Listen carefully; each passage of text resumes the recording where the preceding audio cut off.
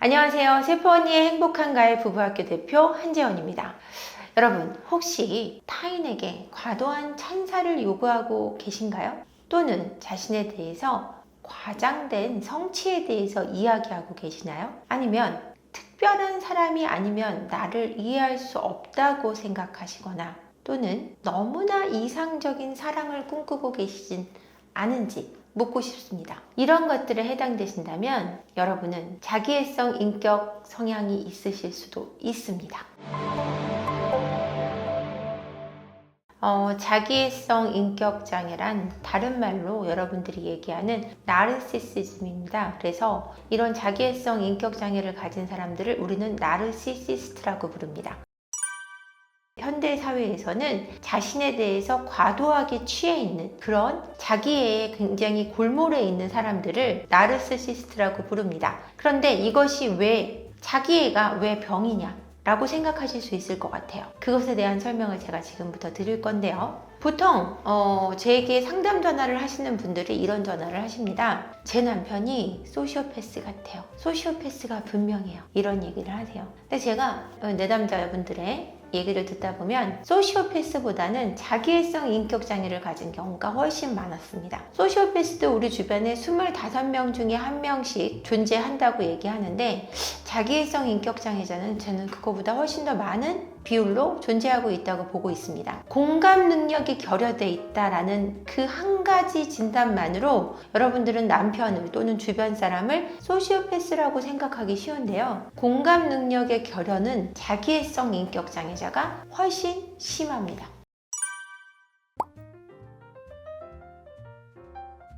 자기애성 인격장애자 분들의 척도는 10가지로 나뉘어져 있는데요. 첫 번째 척도가 자신의 중요성에 대해서 과장된 감각을 가지고 있다고 합니다. 이것은 무슨 뜻이냐면 자신의 성취나 살아온 방식 이런 것들이 뚜렷하게 어떤 증거가 있는 것도 아닌데 자신이 굉장히 큰 업적이 있고 굉장한 사람이라고 말하기를 원하고 생각하고 있습니다. 아무리 네가 그럴 만한 게 없다고 말한다고 해서 되는 문제가 아닙니다. 만약에 여러분이 너 그렇지 않아 라고 얘기하는 순간 그분하고는 관계가 끝난다고 보시면 돼요. 두 번째는 끊임없는 성공, 권력, 사랑에 대해서 자신의 삶에 대해서 너무나 이상적인 이상을 갖고 있는 거죠. 이상을 넘어서는 이상을 갖고 있습니다. 그래서 너무나 이상적인 삶을 생각하고 사랑을 생각하고 성공과 권력을 생각하기 때문에 어느 것에도 쉽게 만족하지 못합니다. 그래서 타인에 대해서 굉장히 잣대가 높습니다.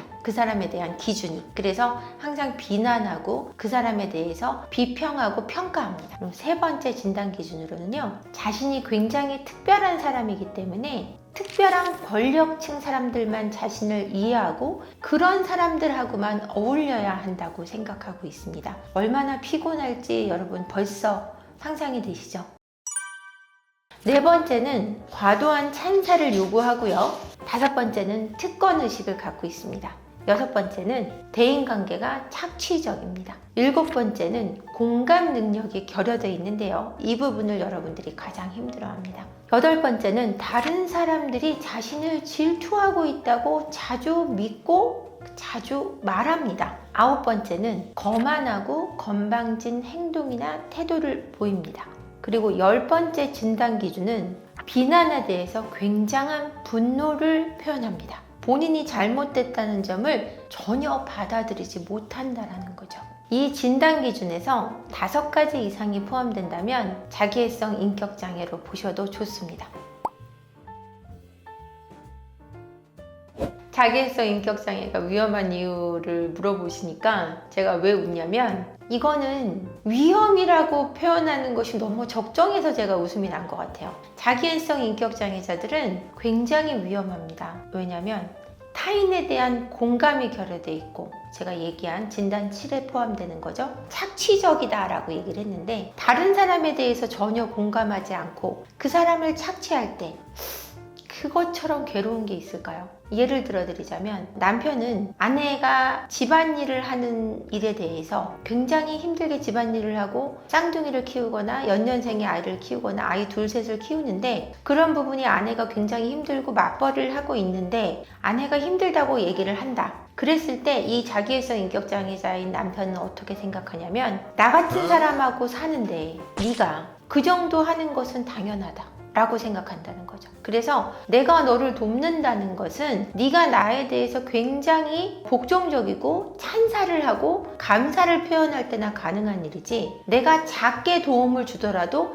너는 크게 감사해야 된다 라고 표현한단 말이에요. 만약에 애를 한 번 씻겨줘요. 그러면 그거는 정말 이 남편 입장에선 나라를 구한 일이에요. 아내가 볼 때는 너 겨우 애 하나 씻겨주고 이렇게 말이 나오는데 이 남편은 나는 정말 집안을 다 일으켜 세운 정도의 공을 나라를 구한 정도의 공을 세운 일입니다. 그래서 그 정도 찬사가 없으면 이제 분노를 합니다. 나 같은 남편이 어딨냐. 이렇게 좋은 상황에서 모든 걸 다 해주는데 왜 너는 그런 것에 불만을 갖냐고 비난하기 시작합니다. 그러니까 이거는 위험하다는 표현뿐 아니라 삶의 의지를 무너뜨린다고 생각하셔도 판단하셔도 좋아요. 그 정도로 힘겨운 상대가 자기애성 인격장애자입니다. 그리고 본인들은 나쁘게 한다는 걸 전혀 몰라요. 왜냐하면 본인은 굉장히 특별한 사람이기 때문에 타인에게 하는 행동이 베풀어주는 것이지 그들에게 해를 가하고 있다는 생각은 전혀 안 합니다.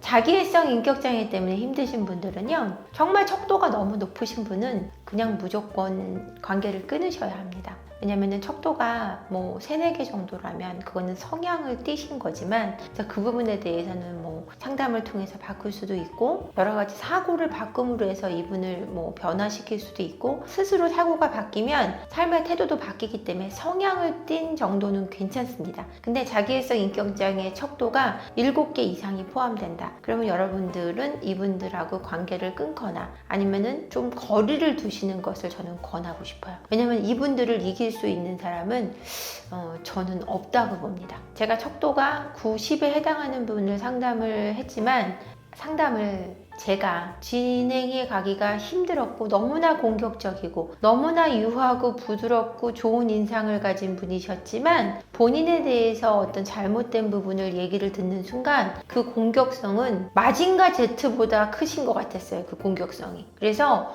정말 저희 이 상담소가 폭파될 정도의 공격성이었기 때문에 그렇기 때문에 여러분 그런 분들이 있다면 일단 그분들과 거리를 멀리 그리고 되도록이면 단절을 하실 수 있는 방향을 찾으셔야 돼요. 제가 사례를 하나 들어드리자면 자기애성 인격장애가 10에 해당하시는 분이 오셨어요. 아내분께 제가 이혼을 권했습니다. 왜냐하면 아내분의 문제를 떠나서 착취적이고 공감이 거저된 그 아버지는 아들을 망쳐가고 있었거든요. 폭력이 없는 사태에서 제가 이혼을 해야 된다고 판단했던 사례이기 때문에 그만큼 자기애성 인격장애는 여러분들의 삶을 망칠 수 있다는 거죠. 제가 오늘 자기애성 인격장애 NPD에 대해서 말씀을 드리면서 뭐 척도, 그다음에 어떻게 뭐 생겨나는지 뭐 이런 얘기를 해드렸는데 자기애성 인격장애는 과도한 찬사를 받으면서 생겨나기도 하지만 어려서 아무도 나를 지켜주지 않았다라고 느끼는 사람들이 스스로 자기를 챙기기 위해서 과도하게 자신에 대한 무장을 하는 방식으로 생겨나기도 합니다. 그래서 남편이나 아내가 자기애성 인격장애가 있다고 생각하시는데 척도가 높다면 관계를 끊을 수는 없잖아요. 하지만 조금 거리를 넓히고 그들의 어떤 말이나 이런 것에 내가 영향받지 않는 것이 중요합니다. 그래서 제가 되도록이면 도망가고 관계를 끊으시라고 말씀드렸지만 부부 관계에서 그럴 수는 없잖아요. 함께 가정을 꾸려가는데 그럴 때는 여러분들 스스로 강해져야 한다는 말씀을 드리고 싶어요. 그래서 여러분들이 내 스스로 내가 저 사람들에게 영향받지 않는 힘을 가질 때 자기애성 인격장애를 이겨낼 수 있다고 생각합니다. 여러분 그들에게 지지 마시고요. 꿋꿋하게 행복해지시길 바랍니다. 고맙습니다.